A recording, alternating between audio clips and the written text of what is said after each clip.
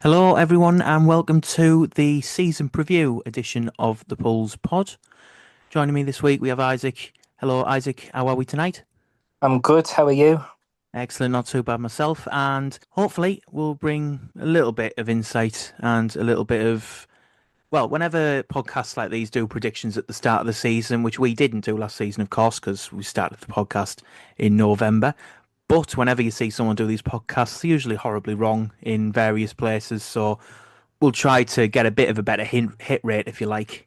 So, Isaac, straight onto it. In terms of Hartlepool United, it's been a up and down summer, to say the least. Yeah. I was going to use turbulent, but in fairness, we've had some upsides as well as the obvious downsides, the PR missteps, among them, the infamous vote, should we say, that'll go down in history, the 63%, the, let's say, varying quality of the output in June before the media officer was appointed. But since all of that on the field, new manager in place, new signings in place, does it feel a little bit more positive than it did in June with regards to the positivity in the signings for the new season? Yeah, I think on the field it has been positive. Some of the additions we made have been really, really good. And despite what people might think about the off-field issues, I don't think anyone can not be positive about what's happening on the field because I think we've been able to put together a really good and capable squad of challenging this season. Yes, and we're recording this on Thursday night, so 2 days away from the start of the new season at Yeovil. We'll come on to the specific fixtures later on. But with regards to today's events, first of all, we had Tom Parks announced as the new club captain, which felt inevitable. He was the vice captain Yeah. last season, and Luke Waterfall having been released over the summer. But he was captain for a lot of the season, with Waterfall being in and out of the team. And Isaac, it does feel to me, as it will to everyone else, that it is absolutely the right decision to make. Yeah, he's a lead. You can tell he's a leader by the way he commands his defence. I think he was captain a few times last season, so I think it was inevitable, really. Yes, and you look at, as one example, the incident at Halifax where he Yeah. literally put his head on the line for the team, and Mhm. it does certainly feel like the right decision was made there. The other bit of news that's come through today is the signing of Harvey Cartwright on loan from Hull City. He's made appearances for Wycombe Wanderers and Grimsby Town most recently in the last few seasons or so. They're all at EFL level, and he has significant experience, particularly at Grimsby of that level. I think he played 23 times, 23, 25 Yeah, in that yeah, yeah. region, and I believe he won Young Player of the Season awards as well while at Grimsby. So he's got pedigree. He's coming back from an injury, as far as I'm aware, but a lot of the comments I've seen on social media from people who have seen him play for different clubs seem to think that he will be an excellent signing at this level. The only thing I would ask personally, were you expecting something a little bit more in terms of the experience of the player? I was, to be honest, I thought we were going to sign someone a bit older and maybe on a permanent. Obviously, there's been names thrown around like Paul Farman and Archie Mayer. Um, but I can't really complain. Really, I won't lie and say I know a great deal about the lads, but what other fans have said on social media seems promising. So I think it's a solid addition. Certainly, and hopefully he is the missing piece of the puzzle. If he is, then we can certainly look forward to a good season ahead. As we've already said, the squad looks fairly solid, certainly on paper. It remains to be seen how it translates into the league. But from pre-season so far, is there any signings that have stood out to you? Definitely the two fullbacks, Opalogs and J Ben. Really, I'm really impressed by them too. Jermaine Francis as well has impressed me. I think Reid and Johnson are going to be good as well this season. So obviously you can get more of a understanding after Saturday, but from what I've seen, bar the South Shields game, it's all been really positive. Yes, it's worth saying as well that the Oval game, as with all of the opening games on opening weekend in the National League, are available to stream on DAZN if you don't have a dodgy stick, for want of a better word, I think quite a few people may well do. However, you mentioned there as well Johnson and Reid. Danny Johnson in particular has looked excellent going forward in the 6 yard box, particularly. He does seem like that predatory striker that we've missed for quite a while now. And Alex Reid with that excellent goal against Rangers with that looping header into the far corner. Do you see the system where they play together up front, or do you think it will be one in, one out, and there'll be substitutes made in game? I think it'll be a 3-5-2, to be honest with you. That's what Grayson's used for majority of the friendlies, apart from the South Shields game. So I would suspect it would be a 3-5. I would 3-5-2. I would be very surprised if it wasn't last, but we'll just have to see for Saturday. Yeah, and it's fair to say as well with Simon Grayson, he has stated that he will be flexible in with his formation, with his lineup, even in game. If things aren't going right, he said he's not afraid to change it.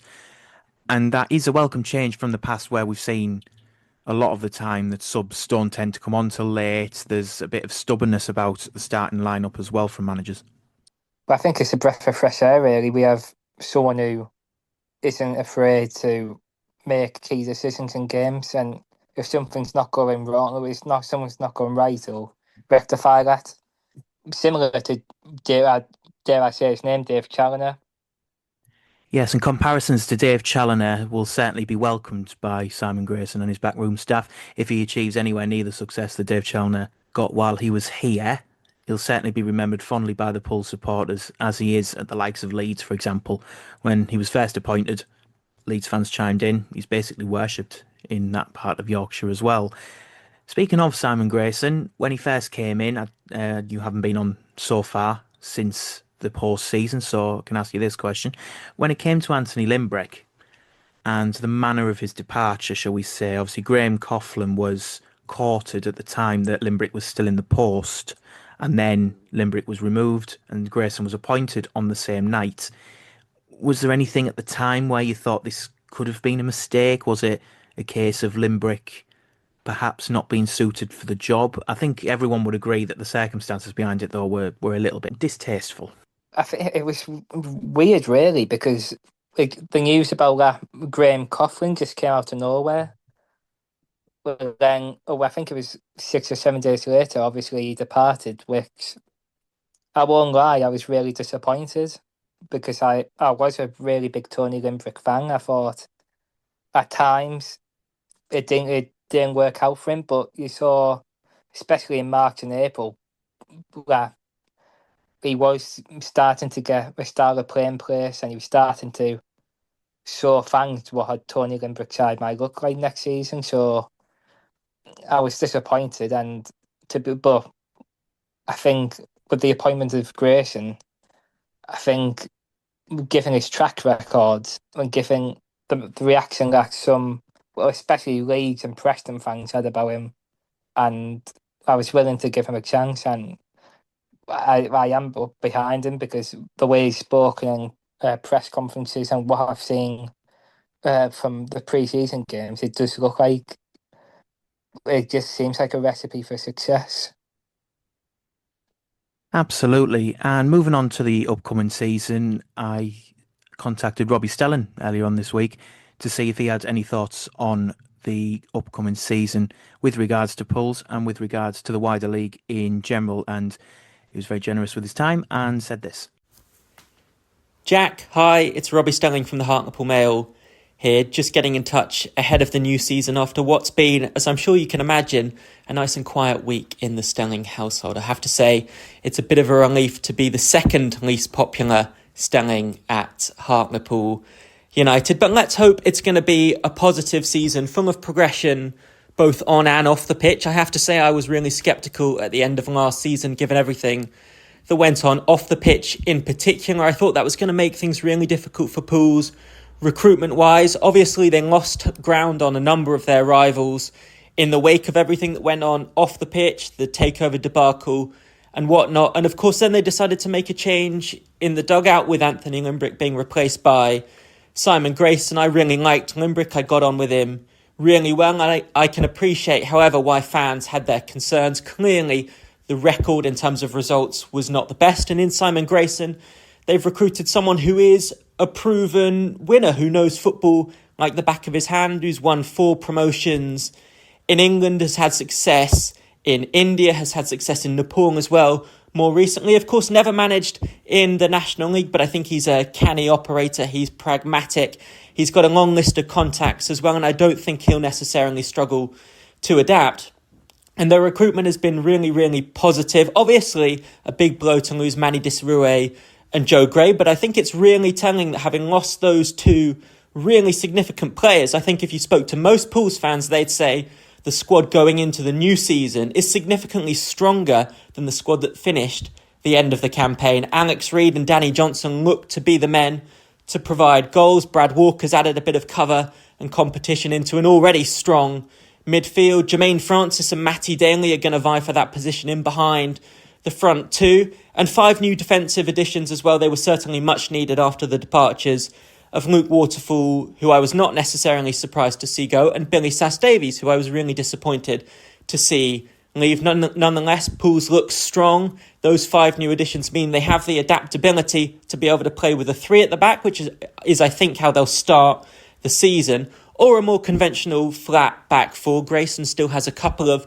selection decisions to make, you would think, ahead of Saturday's long trip to Yeovil. Probably who lines up in behind Reid and Johnson. I think you could make a case for Jermaine Francis or Matty Daly, and of course Adam Campbell will be keen to throw his hat in the ring as well. And probably one of the 3 centre-halves. I would imagine that Rhys McNally and Tom Parks, who's just been appointed the club captain, will certainly start, and then it will probably be a toss-up between Maxime Coogan and Cameron John. So interesting to see what Simon Grayson does there. 1 or 2 new additions perhaps still required. Certainly, I think another goalkeeper, obviously Adam Smith, who had some well-documented struggles at the end of last season, is the only available option. I think he's certainly a serviceable backup, but would like to see Pools recruit a new first choice in between the sticks.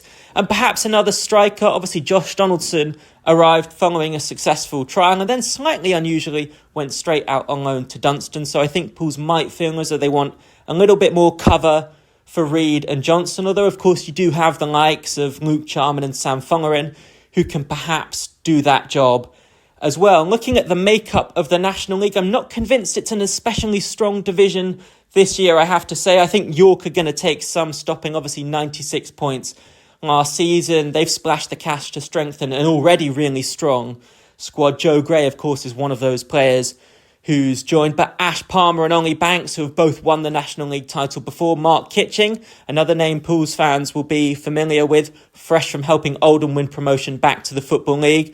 Mansfield's Hiram Boateng, Gateshead's Greg Onley, and Altringham's Alex Newby, a player who I really like, scored 15 goals for them last season. You look at Carlisle, obviously relegated will have to adapt. You'd imagine they'd be strong given their budget. They've signed Regan Linney after his prolific campaign with Altrincham. Southend, last season's beaten playoff finalists, they've retained that core of that squad and added 1 or 2 decent additions as well. Sam Austin from Notts County, the pick of them. For me, I like the look of Rochdale. I think a lot of people like the look of Rochdale, of course, now with Manny Disarue leading the line there. Forest Green, who finished 3rd last season, I'm not convinced at all by their decision to replace Steve Cottrell with the relatively unproven Robbie Savage. Nick Horton, I think, is a great signing for them, but I'd be concerned looking at some of their other bits of recruitment. And I think Pools have a genuine claim to be the best of the rest at the very least. And that means that a playoff place, to me, feels really realistic this season. Of course, as we say pretty much every season, so much of it is going to depend on whether Pools can have some much-needed stability off the pitch as much as on it. Pools have chopped and changed with their managers. I don't want to see that. I want to see Simon Grayson given a full campaign to get it right. And of course, as this week has shown, tensions between supporters and the club's ownership are never far from the surface. So Pools are going to need to make sure they start well and they keep winning games. I think it's really important that off the pitch, people and events stay out of the headlines and we can talk about the football. If Pools can do that, then I think they've got every chance of having a successful campaign. I think they're going to need Alex Reid and Danny Johnson as well to score the goals to replace Manny Disarue. But I think the squad looks strong. Inevitably, you need a little bit of luck, of course. Injuries over the last couple of years in particular have put paid to any real hopes Pools have had. I think it's important that they're not as reliant on just 1 or 2 key players this term. You look at the recruitment, you would feel as though they have the capacity to do that. They have a little bit more strength in depth. Hopefully, as well as the season progresses, they can use the loan market well.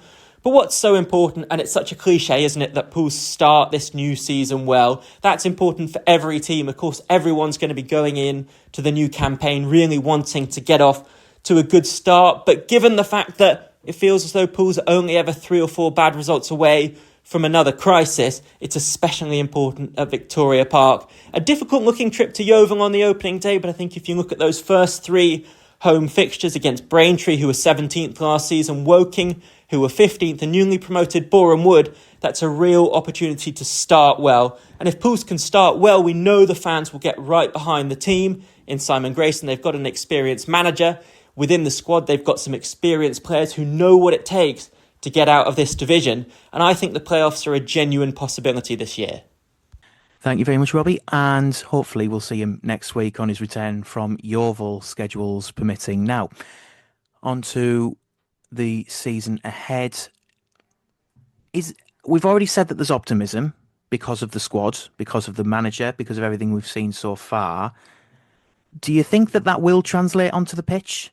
Because we've seen positive pre-seasons in recent seasons where, it's looked good but then fallen apart when it's gotten to the competitive games, if you like. And a criticism that has been levelled at this current pre-season is that the standard of teams that we've played haven't been as up to the level as previous pre-seasons, with the exception maybe of South Shields, and of course that didn't go as well as the others. But do you think that it will translate onto the pitch? I do think we will do well this season. I really do. Obviously, people have been questioning about the pre-season. Personally, I'm not really bothered by pre-season games. They're just a fitness test to me. But by the players we've signed and by obviously having such an experienced manager, I do think it will translate to the pitch. And I've said we will come around 7th to 10th. If we do get playoffs, I don't see us, I don't see us progressing that far in them, because obviously there'll be the likes of Carlisle, Southend, Rochdale, but if we do get playoffs, it's a good foundation to build on, and I think it'll bring some of the positivity back to the players. That's a very fair point indeed. And there will be a blog released alongside this episode. It covers a lot of what we're talking about here, but down in writing on the blog, it will be on all socials to read. If you are on the way to Yeovil tomorrow, because this will be released on Friday, if you're on the way to Yeovil tomorrow, feel free to give it a read and give me all the insults that you'd like if I've put points down that you don't agree with. But, when I wrote that blog, I wrote it this afternoon, Thursday afternoon, I should say, before Harvey Cartwright signed. So as I was writing it, I've maintained for a little while that while we didn't have a keeper coming in, I thought we'd just miss out. I thought we'd be, as you said, sort of in that region of sort of 7th to 10th. I thought we'd probably finish sort of 9th, 8th, 9th, because I just think if you don't have that settled keeper who is of the quality, I just don't think that you'll be able to launch a sustained bid for the playoffs. And Adam Smith, I wouldn't criticise him too much. I don't think he's a terrible keeper, but I've always been against the idea of having your coach as the number one goalkeeper. I think it's a little bit strange for a multitude of reasons. We've went into them before.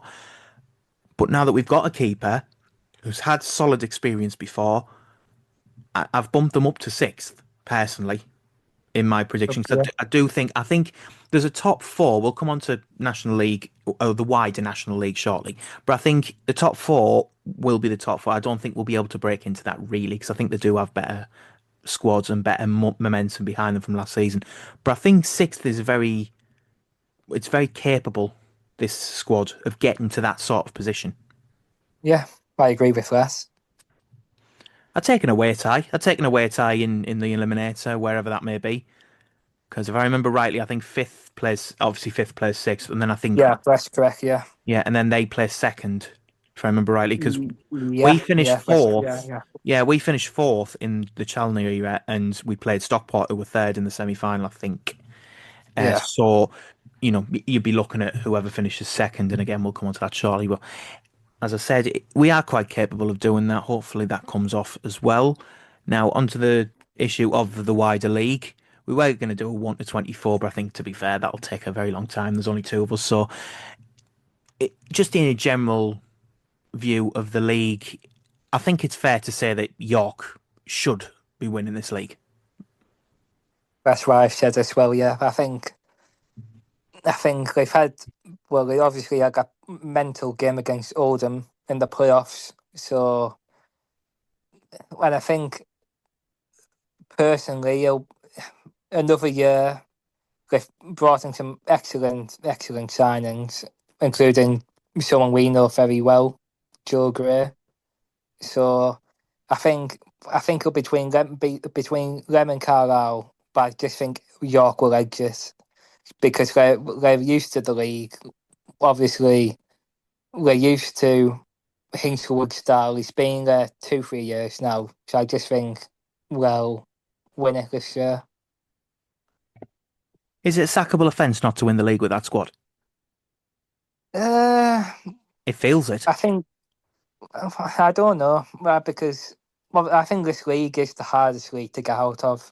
Absolutely, I would agree with that. So, and obviously, with the likes of Carlisle coming down, it is a challenge. So, I think if we come like fifth, sixth, then maybe. But if we come first or second, I don't see why they would sack him. But their owners mental, isn't it? So you don't know with York. But I mean, I have a feeling if York don't win the league, I wouldn't be surprised if the owner sacks the manager before the playoffs. Really? I think it could be one of those sort of weird situations where he hasn't achieved the goal of going up automatically. So I think he'll take a chance on another manager going into the playoffs. Yeah. It wouldn't surprise me. And to be fair, I wouldn't say that I wouldn't blame him because it's a very bold decision to make, shall we say. But I do think with the squad that they've got, the depth that they've got, they could play 3 games in a week, send a competitive side to all three, a different side to all three, and win all three. That's how Yeah. deep their squad is at the moment. So, quite frankly, the only real problem he'll have, which we've seen with football clubs before, is keeping them all happy because they're not all going to play every week. Exactly. Like when they signed Gray, I was saying to people, I generally don't see him getting into the side. I don't think he get it that side either. Yeah. I was gonna mention that next. I don't think. I mean, fair play to him. If he backs himself to get into that side, and he does get into that side, all credit to him. I just don't. I don't see it personally. I just can't see how he gets in. You've got the likes of Ollie Pearce up front, who I think scored at least 30 goals in the league last season. He's up against serious talent in that squad. Depends if we change the formation or not, but I'm sure they played 3-5-2 last season. Can't remember. Potentially so, but like I say, with the firepower they've got up front, I mean, with the quality they've got in every area, they've loaned one of their centre backs out to us because they don't need him. Yeah. And he looks okay, Cameron John. To be fair, I like him. I think he's done well so far. absolutely. So we can only hope. I mean, they've got Greg Ollie, for example, who we were eternally linked with in the midfield, and he's chosen to go to York. A lot of players are choosing to go to York. They've got the money, and fair play to them. They are trying to make sure this time that they go up. You mentioned Carlisle, a big fish. I think it's fair to say in this division. Personally, I'd have them as second. I don't see them because you do see clubs that sink down, not necessarily go down, but sort of hover around like ninth or 10th or so when they first come into the league because they're not used to the league. I just think some of the signings they made have been quite canny. The one that stands out is Regan Linney from Yeah. Altrincham because he's proven in the division and I think he will improve that squad quite comfortably. And I think second's probably about fair for them. Yeah, I think they'll have a slow start, but then when they get used to the league, I think they'll kick on. Yeah, certainly. And I mentioned the top four before, the top four being quite set. I wouldn't know which order. I do think York will win the league. I don't know which order the next three would go, but Carlisle would be one. I think Southend and Rochdale potentially would be the other two because, I mean, Rochdale, Yeah. in the playoffs last season looked very good. It was only that ridiculous comeback from Southend that stopped them from going through there. And Southend's reaching the playoff final last season and can go one better. And they've shown that they're excellent in adversity as well. So, you know, and that's not counting the fact that Rochdale have signed a very, very good striker that we all know about only too well. I mean, you can put your mortgage on a hat trick in at least one of those two Hmm. games, can't you, really? Nice little bank holiday surprise at the Vic where he turns up and, bangs hat trick past us. But yeah, they do look very good. And I think after those four, I would suggest that the playoff picture is quite open. I agree. But I think apart from them four, it will be really, really tight this season. You could argue around 6, 7 teams maybe creeping the last spot. Obviously, you got the likes of Walking, Eastleigh, us, Altrincham, a few others. So I think the top four is set, but I think from fifth down to 11th will be really, really close. Yeah, history tells us that tends to be the case. Some of them may drift off as the going gets tough, if you like. But I mean, you look at last season, for example, Gateshead versus Southend on the final day turned out to be a final day shootout, which finished Yeah, 0-0, if I remember rightly. If I think it was 0-0, yeah, but it did, yeah, and crept in. yeah, Yeah, they took the last playoff place, I think, on the second last game or something, and crept in there. So it tends to throw up a few yeah. surprises. There is usually a side that comes out of nowhere after Christmas to make a run at the playoffs. Usually they get in. It was Southend this season. Is there anyone in particular that you think might be a bit of a dark horse for the playoffs this season? I said Eastleigh are walking. I think Eastleigh have brought in some really good, really, really good players. I think they've signed a few lads from Maidstone who have Yeah. impressed me. Then I said Woking because I don't. Correct me if I'm wrong, but I think they only lost 3 or 4 games from December when Neil Ardley came in. Yeah, they were in excellent form at the second half of the season. I do agree with Eastleigh. I do think they've made some canny signings there, and I think they're a very difficult side to play against. They've always been a difficult side for us. I still don't think we've won at Yeah. Eastleigh, have we? No, No, I don't I think we don't believe have. that. No, The one I remember was we lost 4-3 there at one season. I can't yeah, remember when it was, but I'm pretty 2017, sure. 18. That was, yeah. Yeah, that was one of the first seasons we spent there, wasn't it? But I just we have those teams specifically at this level where we just can't beat them. Fylde Yes, is it's just a one that we've horrible. struggled to beat, just in general. But we've really Yeah. struggled to beat them away. I still don't think we've beaten them away from home. You could name any really. I don't know if we've won at Woking either. You mentioned Woking. I don't think we've won there. No, we Potentially haven't. not. No. No, I don't think we've won at Forest Green either. Forest Green's an interesting one because we haven't mentioned them yet, and they finished so high up in the table last season and couldn't get the job done at the end of it. And they've made some really strange decisions to the eye. I mean, Steve Cottrell is a very experienced manager. He couldn't quite get them over the line last season, but to replace him with Robbie Savage, who doesn't have the experience at this level, granted, he did very well at Huddersfield, Macclesfield, you can't blame him for that. And they had the finances to, romp to the title every time they played. But it's a very different league, and if you don't have the tactical awareness in this league, you will get found out very quickly. Yeah, certainly. Yeah. Well, I still think they'll get playoffs, but I think they'll have a drop off. Certainly, I'll be very surprised if he doesn't last the season. Yeah, I think I wouldn't want to face Forest Green in the playoffs. There's something about them, even if they don't sort of live up to their usual expectation this season. It's just one of those trips, isn't it? You just don't want to play Forest Green. Like, can you imagine an away fixture against Forest Green in the playoffs? Oh, Like, it'll it be just it'll be a Tuesday night. It'll be awful. So no. hopefully we don't get them in the playoffs. Yeah, I mean, it's a lovely. I mean, that's another point to come on to as well. It's a very northern orientated league this year. There are Yeah. still, of course, the usual long termers. Truro we'll mention shortly. Not Torquay, they didn't come up. Yeovil, obviously, in on Saturday. You've got the likes of Eastleigh, Forest Green, who are down that neck of the woods. You've got the usual London contingent as well. So there are some there, but you look at the northern clubs that are here. We've got Carlisle now. We've got Gateshead and York. and Altrincham around Manchester. Rochdale's there. Halifax is on the M62. Like there are a lot of northern teams in there as well. I hope I've mentioned York. That would have been a strange one to miss out. But the one that is there at the moment, but doesn't look as though it's going to be there much longer, is Morecambe, which unfortunately, as of Monday, they ran out of cash, I believe, to run the business, and all footballing operations have stopped. The first three games have been postponed. Postponed being the hopeful word. And if it doesn't get funded, I believe the National League meet on the 20th of August.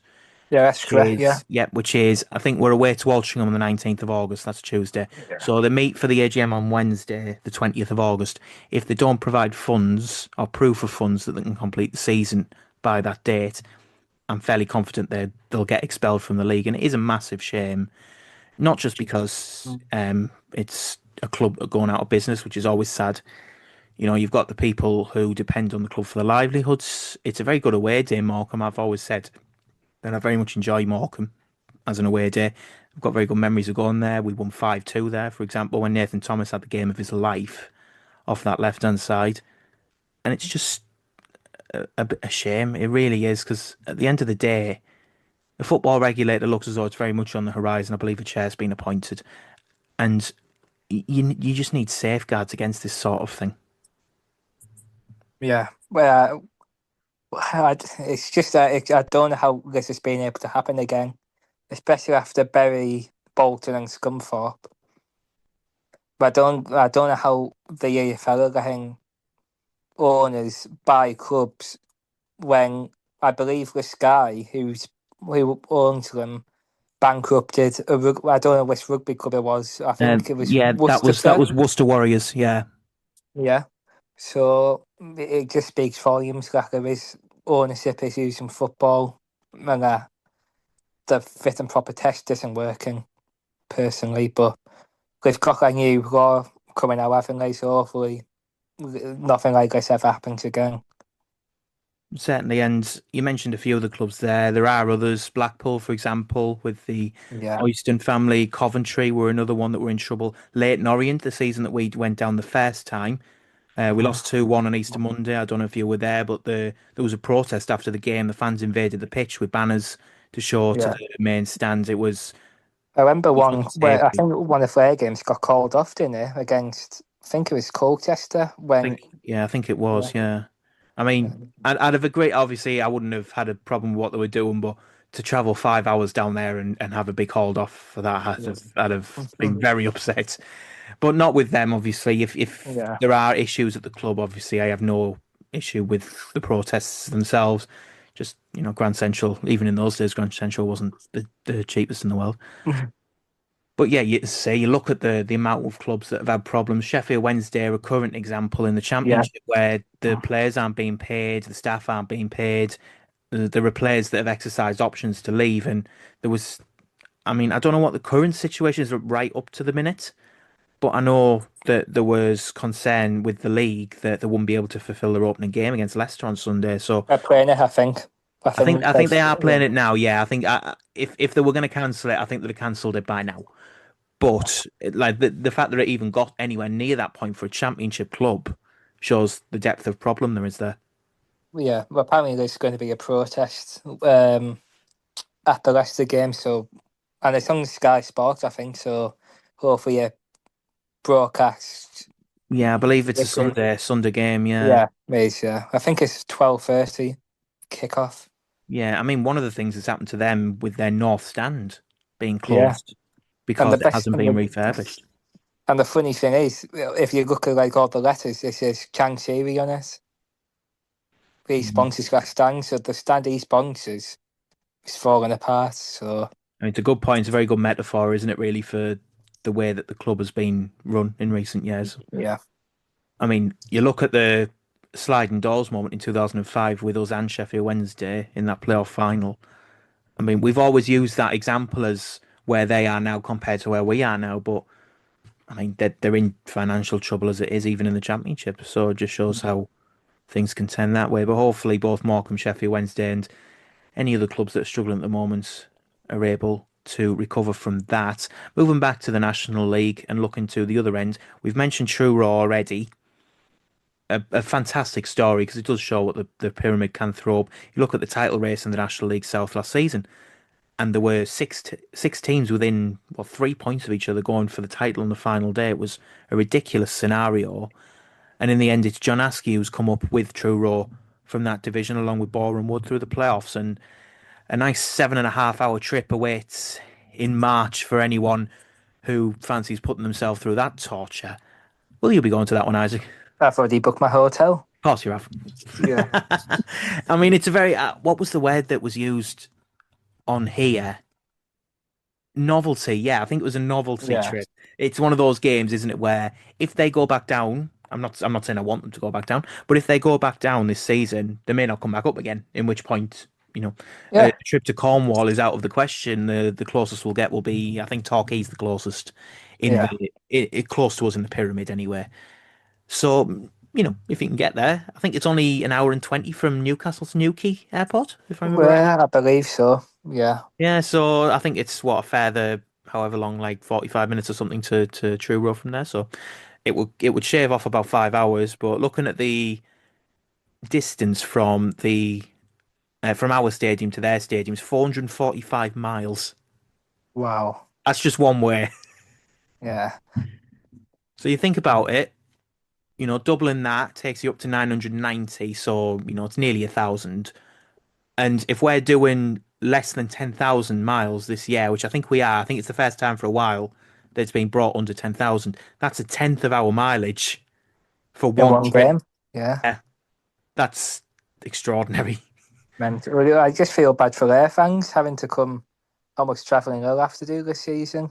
Yeah, I mean, they've got Gateshead as well. So Gateshead Yeah. being another half hour up from us. So Carlisle and all. Carlisle's another one, York. I mean, it's a bit of a annoyance for them, shall we say, that they've come up in the most northern league that we've had for a long time in the National League, and unfortunately, they're at the other end of the country.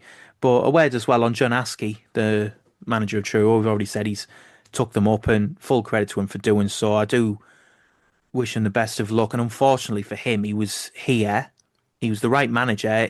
It just the wrong time, Yeah, personally. I agree with that. Absolutely. I think he didn't have much luck with obviously injuries. And I think the time period when he came in, it was a bit of a fractured place. Obviously, coming down, people have that expectation to be right up there. And I do think if we kept 3 or 4 individuals fit, then we would have been up there. So I do feel sorry for him, and he's just proven how capable he is as a manager. Absolutely. And I think, to be fair, the injuries did kill him that season. You look at the start of the season that we had, it was excellent. We were unbeaten. I think we'd won 4 in a row Yeah, but until we came to Chesterfield away. And I mean, we should lead the petition to never play an August bank holiday game ever again, because the last 2 seasons, it's absolutely shot our season to pieces. I mean, it was Chesterfield that season, it was Woking last season. Both games we were 2-0 up and we lost 3-2 after an incident. It was the red card to Jack Hunter last season. It was Anthony Mancini who went off injured at Chesterfield. And you think about where we're talking about sliding doors, you thought about where we were at that point. We were running rings around Chesterfield that day. We were the leaders of the league at the time. And Mancini went off injured. Chesterfield came back 1-3-2. They romped to the league, and I think we finished about 12th or something like that. yeah, So, ridiculous. yeah, it could have been a lot different for John Askey. Unfortunately, that game at Oldham was his final one where Mike Fondop nearly jumped the barrier and Yeah, came into the crowd for some reason. But unfortunately, such is football, sacked, and we've had, I think, about 30 managers since in 2 years. yeah. It certainly feels that way. On the topic of managers turnover, do you think Simon Grayson will last the season? I do. Yeah, I honestly You'd do. like I to think. so? Like I said, I think we will get playoffs. So, and I think periods of the season will be tough, but I think I don't see who can get better than him personally. I think, given his track record and his experience in the game, if he was to go, I don't see who we could get to replace him. So I think he will stay for the whole season. Yes, I think there will come a time where our managerial options are very, very limited. Hmm. There'll always be managers willing to take jobs on because at the end of the day, no one wants to be without a job, and you'll take a job that you may not want to take if it means that you're getting back into a job. However, there will come a time where managers we want will look at our recent history where we've went through however many managers we've went through in the last sort of 8 years or so, and they'll just say no. Yeah, And we can't get to that point. Hopefully this one does work. I think he needs the time. Just give him the season. What's the worst that can happen? We're not going down. Like if we're anywhere near the relegation zone come February, March time, that's a huge concern. yeah, Shouldn't be really. So give him the time. If it takes him a season to get his ideas across, what can we do? But as you say, playoffs, I think, is a realistic target, a realistic ambition. And as I said, I've got them currently at sixth. I think if they hadn't assigned that keeper, I'd have been a bit more, you know, yeah. on the fence, shall we say. But given that they've signed a keeper who looks as though he's got good pedigree and good experience under his belt, fingers crossed. It can only go better from here than it has done in the last, say, 2 or 3 seasons. Yeah, I agree with her. Yeah. Earlier on, we heard from Robbie Stelling of the Hartlepool Mail, friend of the pod, of course, who gave us his opinions on what may happen to Hartlepool this season in the National League. And now we will hear from Danny Cooper of the Red Radio, also made many appearances on the podcast himself, and he had his view on what may happen in this coming campaign.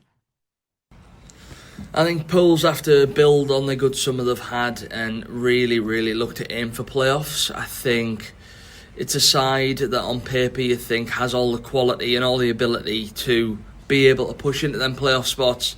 And in my opinion, it's one of the best sides we've had in a good couple of years. And I think playoffs have to be the minimum. I'm going to go for probably 4th or 5th. It could be more likely 6th or 7th though. And I think it'll be one of Alex Reid and Danny Johnson who gets top scorer. I think it'll probably just be Danny Johnson who just pips him to it, hopefully with over 20 goals. So just a couple of quick fire questions just before we go. Your exact positioning, would you have us in the playoffs at the minute? I'll go with 7th. I'll say we'll come 7th, yeah. I'm pretty sure that Adam said that this time last season. Well, Yeah. not this time last season, but on the first episode we had, I'm pretty sure he thought we'd get finish in the playoffs and look where that went. But yeah, I'll say 6th if you're saying 7th. I mean, Robbie has also said playoffs. Danny's also said playoffs.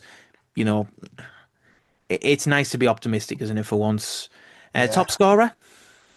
Oh, Realistically, it's Dan- between two players, isn't it?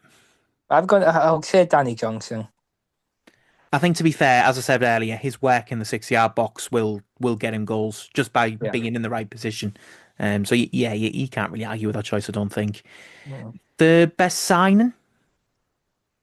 Well, Because to be fair, you could go with Johnson if he's going to finish top scorer, but then there are others who may well play a good role. I'm going to go J Ben. He Yeah, certainly but- looked very promising so far, yeah. Yeah, I think I that, like him. yeah, I think those runs to the byline where he gets all the way to the line and crosses it in, we haven't had that for a very long time because we wait for people to overlap. We sort of cross from deep. Mhm. That getting to the byline and drilling the ball across is an excellent trait to have as a fullback. So I understand that. I think that would be a very good pick. I think from my point of view, that is a good one. It's the one I had in mind, but I don't want to just say the same answer for every single question here. It feels like I'm copying. So I think if he stays the full season, because I know he's on loan, and I think we've got an option in January, but I think I'd be interested to see how Topolai fares. I like Because- him. Yeah, Yeah, he looks very good so far. I think replacing David Ferguson, who's been in that position for so long, I think it'll be interesting to see the contrast and the comparison between the two going forward. He's got promotion experience. He knows the league very well, and fingers crossed he comes through for us there. Player of the season. Oh, I mean, we haven't had really an official one, have we, for a couple of years now, because we didn't award one last season. I mean, I awarded mine to Nathan Sharon. There were other opinions on the episode as well. I think Tom Parks was a popular choice as well. I think someone said Reyes Cleary. I'd have had Cleary down potentially if he'd been here the full season, but for the upcoming season, if you I'll go with Johnson. I said he'll be top scorer, so I'll say Winks player of the season as well. fair enough. I mean, I think Sharon will be an integral part again potentially, and I think Tom Parks. If it's one of those where the captain will get a lot of plaudits if he leads us into the playoffs and beyond. And I Yeah, think he will be a pivotal part of that. I think the more he's in the side, we'll see the effects of that. That back three. I mean, we haven't mentioned McNally and Corgan yet. We mentioned John before. He'll probably play in the back three as well. But how they link up in front of the keeper, it will be extremely important. And I think if Parks can lead that back line to the playoffs and potentially more, I think Parks could well be in with a shout there. I think. yeah. Yeah, certainly. Surprise of the season. I'll do this in two actually. I'll say the surprise of the season and the surprise signing of the season in terms of they've outdone your expectations. So if you just go with the surprise signing of the season first, because that's like a sub heading, if you like. Well, I'll go with Topologs. I think at the time when we signed him, I relatively didn't know much about him. But seeing him pre-season, I think he's going to be a really good player for us. So I'll go with him. Fair enough. I think for my money, I'd probably go Corgan from Scunthorpe Yeah, because I yeah, think he's gone a little bit under the radar, really. I think with that defence that we've had, we've obviously got Jay Ben from Lincoln dropping down two divisions. Got Topolai from promotion winning Bromley. We've got, Parks obviously already there. We've got Cameron John from York and all that furore about Joe Gray going the other way. And McNally from Kidderminster when we yeah, beat Carlisle to his signature. I think Corkin's gone a little bit under the radar with his performances so far. So if he does well, I think he could be a very good surprise in that back three. If he manages to nail down that place, yeah. then he could have a very good impact at the club. And just a general surprise of the season, Uh, I'll go with Francis. Francis. Yeah, Mhm. fair enough. I think I mean we hope that collision with the Hordens wasn't as bad as it seemed. There's been no indication that that's the case so far. So we'll hope that he's back there. But yeah, he's looked very good with his pace and the tricks that he offers Yeah, up front. Do you see him as more of a 10? I do. Yeah, Yeah. I think he's that's where he's played in pre-season. He's looked good there. So it would surprise me if we tried change his role now. I think supporting Johnson and Rees, I think he'll do well there. Yeah, certainly. And in terms of, let's think of another question. I had some prepared, but I've sort of forgotten them all now. I think should we go with, the result of the season? Actually, no, I'll change that. Most anticipated game of the season. True. Is that because he's just looking forward to the 7.5 hour trip? Yeah, Well, yeah. make it 15-hour round trip if you want to make it sound even worse. Well, what the obvious answer, the Northern Coast, but they're all on Tuesday nights, aren't they? So That's a fair point, yeah. And to be fair, we haven't spoken about that so far in terms of all of our usually anticipated teams and fixtures being on midweek nights. Does it dampen your enthusiasm a little bit? Or is it just sort of, well, we have to play them at some point. It might as well be midweek. well, I think you have to play them at some point, don't you? So it doesn't really bother me. I'll be a majority of the games. So, but I think you know it might dampen people having us like getting big attendances there because the likes of Carlisle are still a fair way to go for some people. And obviously, if it's work commitments, goal nights, you might not get as many there as people initially anticipated. So I think that will dampen the mood for some fans. But it's just one of those things, unfortunately. I'd rather go to a Northern club on a Tuesday night than having to get the bus back home from Barnet after a 2-0 loss. Yeah, that's very true. I think with teams like Carlisle and York, I think the interest will still be there anyway because Yeah, they are teams that we've I mean, I wouldn't necessarily say rival, like, like Darlington level. They're not Yeah, Darlington level, but they are very much in the forefront of people's minds when they first look at the fixture list. So I think people will set aside time if they're able to go. yeah, Great. I think they will find the time to go. It's just a shame, really. I mean, I think from a logistical point of view, you would rather the northern teams on the midweek as a club because you don't want to be travelling down south on a Tuesday night. Like, can you oh imagine yeah, playing, for example, Aldershot away on a Tuesday night? Like, oh grim, yeah, yeah, I wouldn't necessarily say you'd want to play all the northern teams on a Tuesday night, but if it stops us from having to travel to say Forest Green, Truro, Yeovil on a Tuesday night, then sacrifices can be made somewhat of the time. I think anticipated game for me potentially. I mean, Truro's a half decent one actually. I think the Truro home game will be interesting because I'd like to see what reception John Askey gets. I'd hope that a it is good good one, reception. hopefully. Yeah, I wouldn't. I don't think there's any bad blood between him and the fans at all. Yeah, The where there was a little bit of a needle from the fans towards the end, but I think retrospectively, time's been very kind yeah, because I think people have realised that he was dealt a very bad hand at the time, yeah, and the what he's gone on to do with Truro is excellent, and he should be recognised for that personally. yeah. I agree. Yeah, Yeah, I think Yeah, the last game of the season will be very interesting as well. Boston away. yeah, Given yeah, there's a little bit of background to that game now, given what happened with Graham Coughlin in the summer, as we've mentioned. So it'll be very interesting to see if there's anything on the line in that one. Because Boston are a very good side as well under Coughlin, as yeah, we saw in the second half of the season. So yeah, there could well yeah. be something for both sides in terms To of be getting honest, into the to be honest with you, I totally forgot about Boston. Maya going in the playoffs and all. Yeah, I mean, if they carry on their form from the second half of last season, there's no reason why they can't be up there challenging, certainly for a playoff place. I can't see any danger of them, slipping out of the Yeah, division completely. So, if they can build on that from last season, momentum's there for that as well. And I think we've just about covered most of the questions there. So, sixth and seventh, we're looking at probably Danny Johnson or potentially Tom Parks being our standout players as well. So, just finally, Isaac, are you going on Saturday?